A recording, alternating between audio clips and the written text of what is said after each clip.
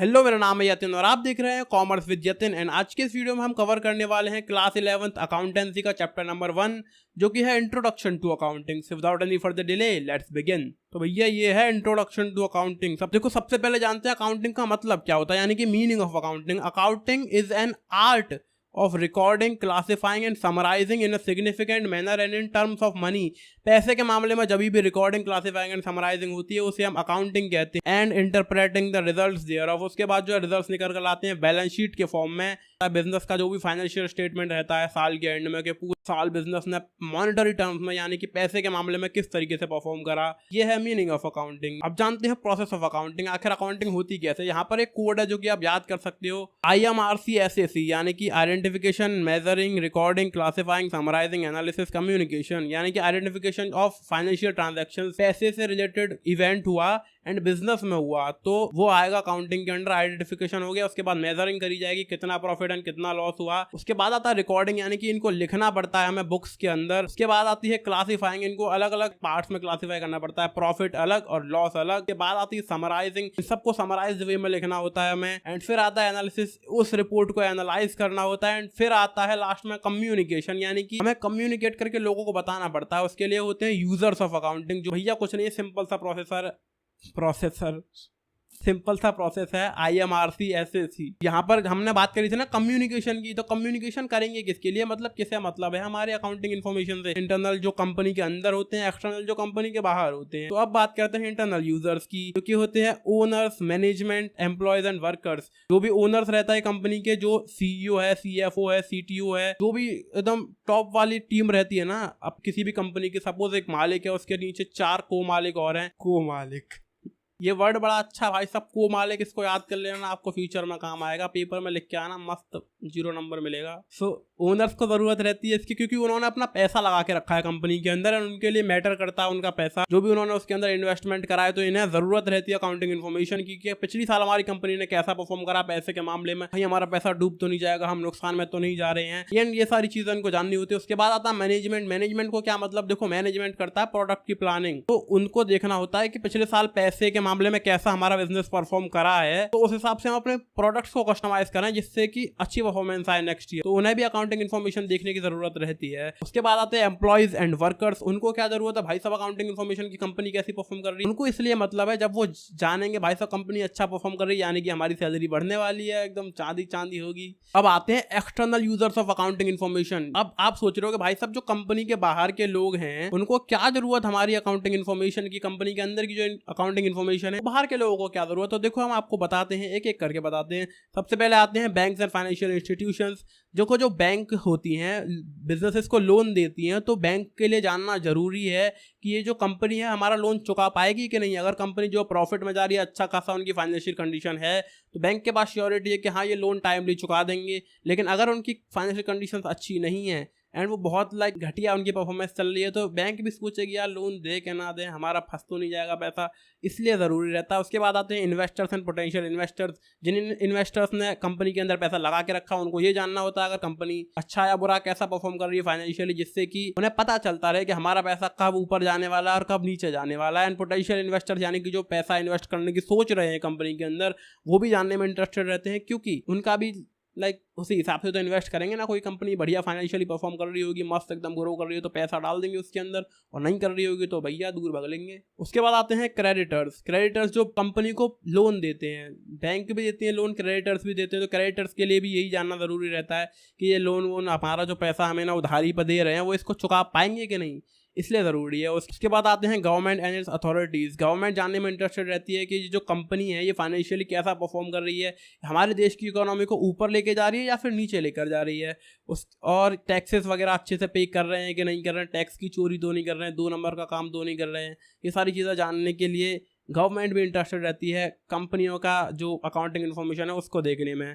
उसके बाद आते हैं रिसर्चर्स। रिसर्चर्स में हमारे यूट्यूबर्स भी आ सकते हैं जो कंपनियों की केस स्टडी बनाते हैं। सपोज आप में से बहुत से लोग जानते होंगे आखिर एप्पल की कितनी इनकम है साल की, माइक्रोसॉफ्ट की कितनी इनकम है, आपने कैसे जाना? वो रिसर्चर्स की वजह से जाना। अपने रिसर्चर्स जो है इनकी अकाउंटिंग इन्फॉर्मेशन को देखते हैं, फिर गूगल पर अपनी वेबसाइट्स पर आर्टिकल्स पोस्ट करते हैं, अपने ब्लॉग्स पर पोस्ट करते हैं, यूट्यूब वीडियोज में पोस्ट करते हैं, जिनके थ्रू आप लोग जान पाते हो। रिसर्चर्स को इसलिए इसकी जरूरत रहती है। उसके बाद आते हैं कंज्यूमर्स यानी कि जो प्रोडक्ट यूज करते हैं उस कंपनी का। अब इनको क्यों जरूरत रहती है? देखो हो क्या रहा है, जब से एप्पल आईफोन आया है ना तब से जो प्राइसेस है वो बढ़े ही हैं। तो इसका क्या रीजन हो सकता है? ये चीज हमें उनकी अकाउंटिंग इन्फॉर्मेशन देखकर पता चल जाएगा। देखो हमारे मन में दो चीजें रहती हैं, एप्पल के आईफोन के प्राइस बढ़े क्यों रहे हैं? इसके दो रीजन हो सकते हैं। पहला तो ये अपने ब्रांड के नाम का पूरा फायदा उठा रहे हैं और प्राइसेस बढ़ाते चले जा रहे हैं। कुछ खास खर्चा हो नहीं रहा है इनका आईफोन को बनाने में, लेकिन सिर्फ पैसे बढ़ा रहे हैं, प्रॉफिट बढ़ाते चले जा रहे हैं। दूसरी चीज ये हो सकती है कि जो आईफोन की प्रोडक्शन कॉस्ट है वो भी बढ़ती चली जा रही है। सॉफ्टवेयर डेवलपर्स को ये पैसा ज्यादा दे रहे हैं, इनकी जो परचेजेस है वो ज्यादा हो रही है, जो भी रॉ मटेरियल परचेस कर रहे हैं वो ये महंगा वाला परचेस कर रहे हैं। तो ये चीज उनकी अकाउंटिंग इन्फॉर्मेशन को देख के पता चलेगा कि कितनी इन्होंने सेल करी है, कितनी इन्होंने परचेज करी है। तो फाइनली हमको पता चल जाएगा कि ये ऐसे ही प्राइसेस बढ़ा रहे हैं या फिर इनका जो रॉ मटेरियल है वो भी महंगा हो रहा है, इनके इंजीनियर्स है वो भी महंगे हो रहे हैं। सब चीजें जो है अकाउंटिंग इन्फॉर्मेशन देख के ही पता चलती है। तो कंज्यूमर्स इसलिए जानने में इंटरेस्टेड रहते हैं। एंड लास्ट में आती है पब्लिक मतलब वो लोग जो ना कंज्यूमर है, ना इन्वेस्टर है, ना गवर्नमेंट है, ना बैंक है, कुछ भी नहीं है, उन्हें कंपनी से कोई लेना देना नहीं, फिर भी उन्हें जानना हमारी ये जो कंपनी है कैसा काम कर रही है। भाई साहब देखो, आप में से ज्यादातर लोग होंगे जिनके पास लैम्बोर्गिनी और रोल्स रॉयस जैसी महंगी गाड़ियां नहीं होंगी, लेकिन फिर भी आप इंटरेस्टेड रहते हो कि ये जो कंपनी इतनी महंगी गाड़ियां बनाती है ये जो है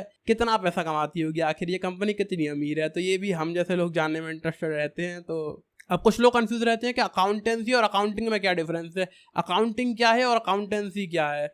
तो बहुत सिंपली हम आपको बताते हैं, accounting is a process and accountancy is the knowledge of that process. यानी कि आपने सीए देखे होंगे जो कि अकाउंटिंग करते हैं, तो वो जो कर रहे हैं वो प्रोसेस है, वो कोई काम कर रहे हैं, वो किसी प्रोसेस को फॉलो कर रहे हैं, तो वो है अकाउंटिंग। लेकिन हम क्या कर रहे हैं, हम सिर्फ उसके बारे में पढ़ रहे हैं, हम नॉलेज ले रहे हैं उस प्रोसेस की। That mean we are studying accountancy. तो हम जो पढ़ रहे हैं वो अकाउंटेंसी है। आप में से जो लोग बाद में चल के सीए वगैरह बनेंगे और एंड अकाउंटिंग करेंगे, तो वो जो चीज आप करोगे उसे कहेंगे हम अकाउंटिंग। ये सिंपल सा डिफरेंस है, इसमें कंफ्यूज होने की कोई भी बात नहीं है।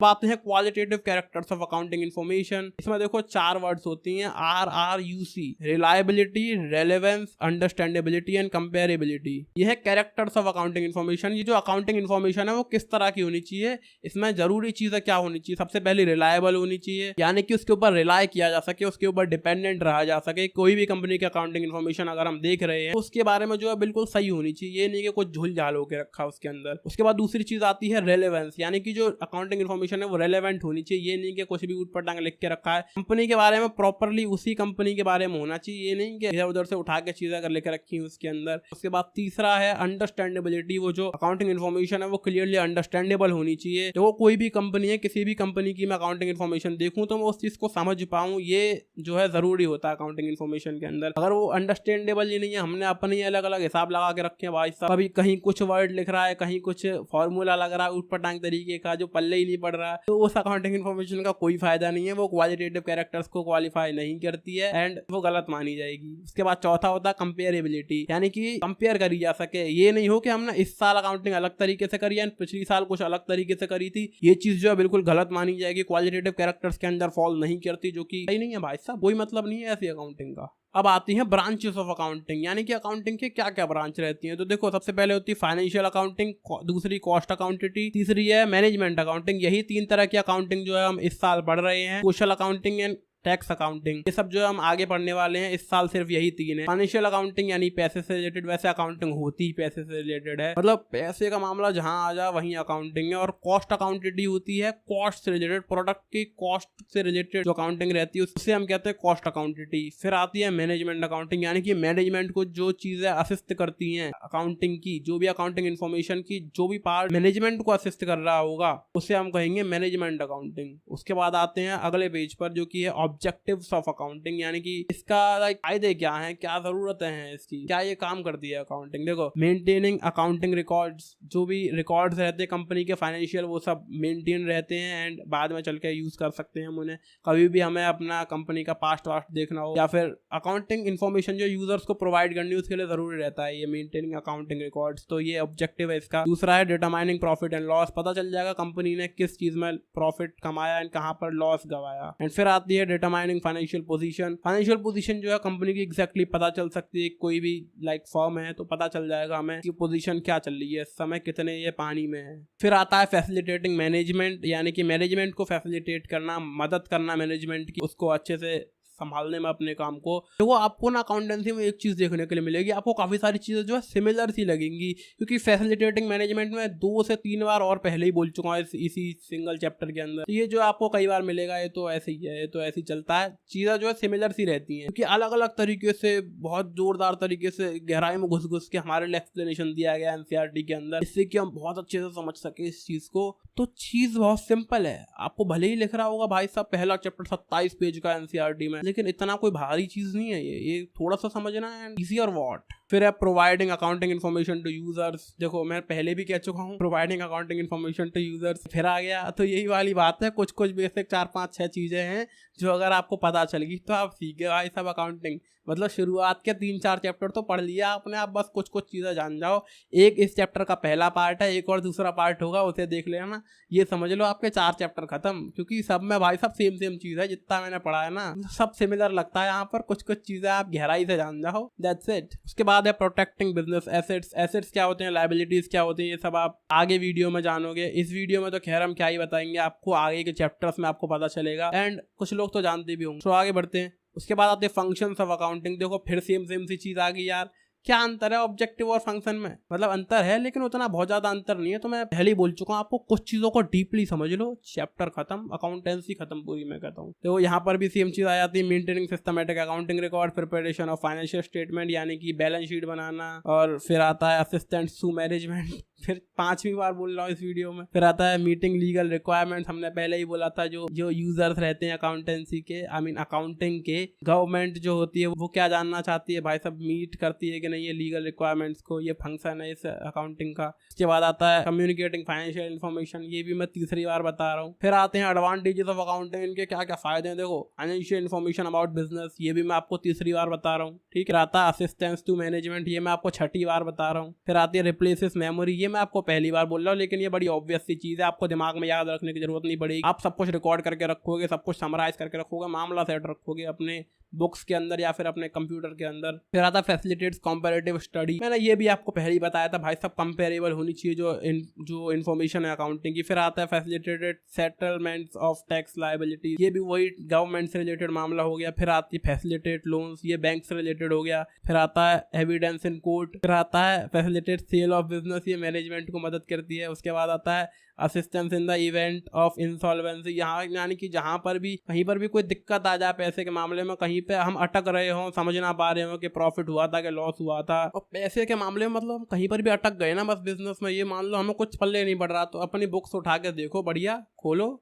और चीजें आपको समझ आ जाएंगी क्या चल रहा था। फिर आता है हेल्पफुल इन पार्टनरशिप अकाउंट्स। देखो जो भी पार्टनरशिप फॉर्म्स रहती हैं, जो मान लो 2 लोगों ने मिलकर एक बिजनेस शुरू करा एंड उस बिजनेस की वैल्यू एक टाइम पे जाके होगी 1 करोड़ रुपए, टोटल उस कंपनी की वैल्यू है 1 करोड़ रुपए। इन लोगों के बीच में अग्रीमेंट हुआ था कि हम दोनों के जो है इक्वल शेयर्स रहेंगे इस कंपनी के अंदर, 50% तुम्हारा और 50% मेरा। तो अग्रीमेंट डन था भाई साहब, 50% जो है शेयर थे हम दोनों के। तो मान लो क्या होता है, एक टाइम पर जाके कंपनी की वैल्यू 1 करोड़ हुई, तो 50-50 लाख हम दोनों के हुए। पहला मेंबर हूं मैं, दूसरे हो आप, तो आप तो कंपनी को चला रहे हो, मेरा मन करता है भैया मैं इस कंपनी को छोड़ रहा हूँ, मुझसे नहीं होगा, मैं कोई और बिजनेस कर रहा हूँ या कुछ भी दूसरा काम कर रहा हूँ, मुझे मेरा पैसा वापस चाहिए, यानी कि जो शेयर है वो मुझे पैसा चाहिए। मैं क्या करूंगा, जो कंपनी के शेयर्स है वो तुमको ही बेच दूंगा, 50 लाख रुपए तुमसे ले लूंगा, काम खत्म। ये कैसे पता चलेगा? अकाउंटिंग इन्फॉर्मेशन से। अकाउंटिंग इन्फॉर्मेशन से हमको पता चलेगा कि इसकी वैल्यू कितनी है। जब तो मैं कह पा रहा हूँ कि भाई साहब 50 लाख रुपए दे दो मुझे मेरी कंपनी का जो शेयर्स हैं उसके। तो इस तरीके से पार्टनरशिप में मदद करता है। उसके बाद है हेल्पफुल इन डिसीजन मेकिंग। तो भी डिसीजन लेने होते हैं कंपनी को कि कोई भी प्रोडक्ट है इसको हमें आगे डेवलप करना है कि नहीं करना है, इसके ऊपर काम चलेगा कि नहीं चलेगा। जो फिर आते हैं लिमिटेशंस ऑफ अकाउंटिंग। देखो कोई भी चीज परफेक्ट तो होती नहीं है, कमियां तो सब में होती हैं। मैं आपको पहले ही बताया था कि अकाउंटिंग के अंदर ये कमी नहीं होनी चाहिए, ये कमी नहीं होनी चाहिए। जो भी मैंने आपको जरूरी चीजें बताई थी, qualitative characters, RRUC, reliability, relevance, understandability और कंपेरेबिलिटी, ये 4 चीजें जरूरी होती हैं। काफी सारी चीजें मैंने आपको पहले ही बताई थी, ऑब्जेक्टिव्स बताए थे। अगर उनको कहीं पर भी लैक कर रही है उनकी इन्फॉर्मेशन तो वो लिमिटेशन है। देखो सबसे पहली चीज, ये फुल्ली एग्जैक्ट नहीं होती। कभी कभी लोग झोल झाल करके रखते हैं, अनरियलिस्टिक इन्फो दे देते हैं अपने अकाउंटिंग इन्फॉर्मेशन के अंदर। हुआ कुछ था, लिख कुछ दिया है, ये भी चलता है। इंडिया में तो खासकर बहुत चलता है, बहुत देखा मैंने तो। क्योंकि मेरे पापा जी जो है अकाउंटेंट हैं, तो वो भी लाइक बिजनेसेस के अकाउंटिंग इन्फॉर्मेशन के अंदर थोड़ा बहुत ऊपर नीचे करते रहते हैं। तो इंडिया में तो ये सब बहुत चलता है। उसके बाद आता है इग्नोर्स क्वालिटेटिव एलिमेंट्स। जो मैंने क्वालिटेटिव एलिमेंट्स बताया आपको, RRUC, उनको कभी कभी इग्नोर कर देते हैं। Ignores the effect of price level changing. फिर आता है विंडो ड्रेसिंग, यानी कि अपने हिसाब से डिजाइन कर देना उस अकाउंटिंग इन्फॉर्मेशन को, उस बैलेंस शीट को। जो भी आपका स्टेटमेंट है, फाइनेंशियल स्टेटमेंट, उसको आप अपने हिसाब से डिजाइन कर रहे हो जिससे वो यूजर्स को पसंद आए, जिससे इन्वेस्टर्स हमारी कंपनी के अंदर ज्यादा पैसा लगाएं, जो बैंक्स हैं वो भी हमको लोन आसानी से दे दें, क्रेडिटर्स भी आसानी से हमें उधार दे दें। तो ये सब झूल झाल भी जो है चलते रहते हैं। उसके बाद लास्ट में भाई साहब, आप में से कुछ लोगों का सवाल होगा, ये ठीक है हमने जान लिया अकाउंटिंग क्या होती है, हमको ये बताओ इसका बिजनेस में क्या यूज है। देखो यहाँ पर भी वही कुछ बेसिक चीजें जानने के लिए आपको मिलेंगी जो आप पहले ही इस वीडियो में देख चुके हो। अगर आपने किताब पढ़ी है तो किताब में पढ़ चुके होंगे। Maintenance of systematic records, business के फाइनेंशियल स्टेटमेंट और फाइनेंशियल जो रिकॉर्ड्स रहते हैं वो बढ़िया मेंटेन रहते हैं। असिस्टेंस टू मैनेजमेंट, ये मैं 8वीं बार बोल रहा हूँ इस वीडियो के अंदर। फिर आता है फैसिलिटेट्स कंपैरेटिव स्टडी, ये मैं 4थी बार बोल रहा हूँ, 3री या 4थी बार। फिर है एविडेंस इन कोर्ट, ये भी मैं 3री बार बोल रहा हूँ। रिमेंबरिंग बिजनेस ट्रांजैक्शंस, ये भी मैं 3री बार बोल रहा हूँ। रेजिंग लोन्स, ये हम 5वीं बार बोल रहे हैं। फिर आता है सेटलमेंट ऑफ टैक्स लायबिलिटीज, ये भी हम 3री बार बोल रहे हैं। तो यहाँ पर जो है आपके चैप्टर का पार्ट 1 खत्म हो जाता है। एंड कहीं पर भी आपको कोई डाउट है, कोई कंफ्यूजन है, कमेंट सेक्शन आपके लिए 24 घंटे खुला है। कभी भी वहां पे कमेंट करके हमसे सवाल कर सकते हैं। अगर वो जो आपका सवाल है वो रिप्लाई करने लायक होगा तो हम रिप्लाई कर देंगे। अगर रिप्लाई से बात नहीं बननी होगी तो हम पूरा वीडियो बना देंगे उसके ऊपर। So thanks for watching, like share comment subscribe and bye bye. कर दो यार सब्सक्राइब, शर्माओ नहीं, कर दो।